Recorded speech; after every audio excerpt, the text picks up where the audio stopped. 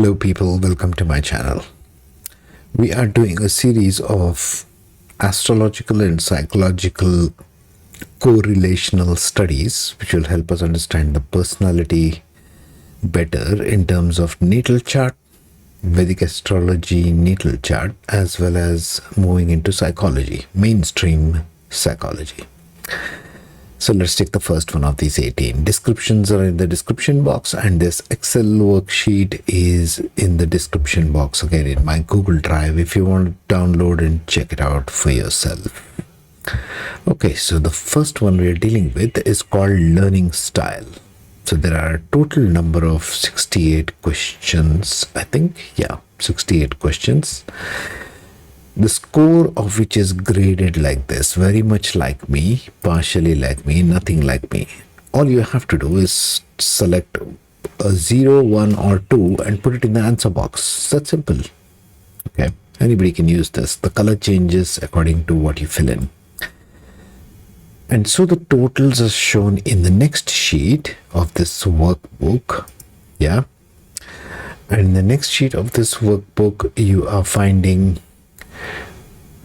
basically, how many are there here? Let me just say. There are totally 7 counts of evaluation of learning style. This is just the first one of 18. One is visual or spatial, and I shall tie this into astrology as we go along. Visual, spatial people prefer using pictures, images, and spatial understanding. So, which in this pie chart for our test sample looks like this pie over here. 19% of this person's brain is being used up there.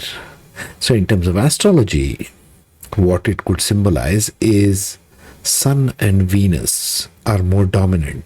That's where you're working from. Think of it as that part of brain you're using. Next one, A is oral, auditory, musical. These people obviously prefer using sound and music. That, in my opinion, could be something in astrological terms as Jupiter and Moon. Now this I'm talking about natal chart only. You can use the simple same principles going forward into Navamsha also if you're astrologically inclined.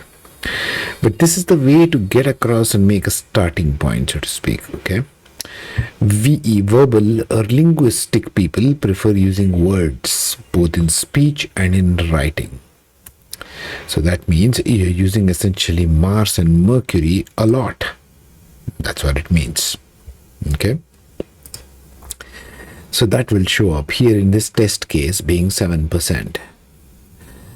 Next one on our list is physical or kinesthetic. Now, this kinesthetic later we shall see in subconscious patterns. It can also be a feeling, like what I feel like. It can be a physical feeling, and or it can be a emotional feeling as well. How I feel, right? Can be physical or emotional. Physical people prefer using body, hands, and sense of touch. Now, in the pie chart, I have stuck in the planets for kinesthetic.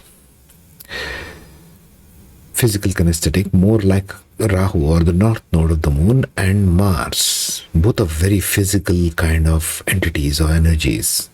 Okay, Rahu wants to feel everything, Mars wants to feel everything, touch everything. So the physical kind of characteristics belong to these two. So if this is dominant, meaning you're using that part of your natal chart or your personality to a dominant degree. Fourth one, logical, mathematical. Logical people prefer using logic, reasoning, and systems, which when in the pie chart translated, after you answer all these questions you will get this, translates to 3 planets.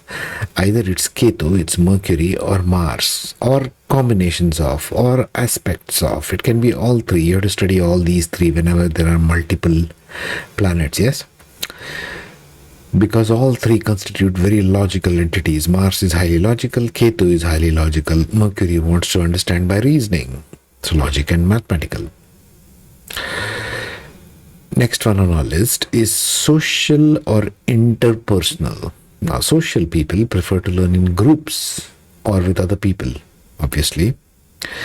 So interpersonal people are more like Mercury and Moon put together. They're not very good friends in an astrological terms. But Mercury looks for companion, Moon looks circularly around the chart. Mercury has a sideways vision, Moon has a circular vision of the chart. That means both of them need company. They function better in company when in conjunction with each other or aspecting one another or in one another's houses. Mercury in Moon's house, Moon in Mercury's house, loves communication. Solitary or intrapersonal. Solitary people prefer to work alone and use self-study. In a post-pandemic age, it will also mean work from home, which people prefer these days. This could be a combination of Moon and Ketu. Ketu is a solitary guy. He prefers learning and doing things in a solitary way. Okay, it's that simple.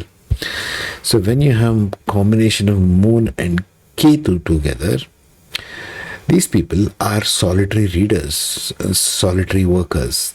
They kind of, when Moon is aspecting Ketu or otherwise, or sitting in the houses or nakshatras of Moon in Scorpio, for example, and Ketu in Cancer. See, I'm giving you just generalistic guidelines here. This needs a lot of study, obviously. But Ketu is an isolationist. Okay? When put together with Moon, it kind of becomes very empathic in nature. So he doesn't want to have to do with many people. These people could be more solitary kind of workers. Yes? So that is my take on this particular worksheet. Now you can go here, first fill up each one of these, right? Fill up the answer column, that column, by 0, 1 or 2 as may be applicable. This chart, pie chart, aligns itself by magic. Okay. And then you come back and evaluate your Vedic astrology chart. If you're watching it from my Insights channel, you can check out my astrological channel. Link is in the description box. If you're checking out on my astrological channel, you can go to the Insights channel for further details of these basic worksheets. Download links are in the description box. Everything else is in the description box. So download, check it out for yourself. These worksheets are very good for psychologists, counselors, students, young adults, teachers in schools, colleges, parents who want to take it for their children. Okay. Take your time with this worksheet and do let me know your comments in the feedback.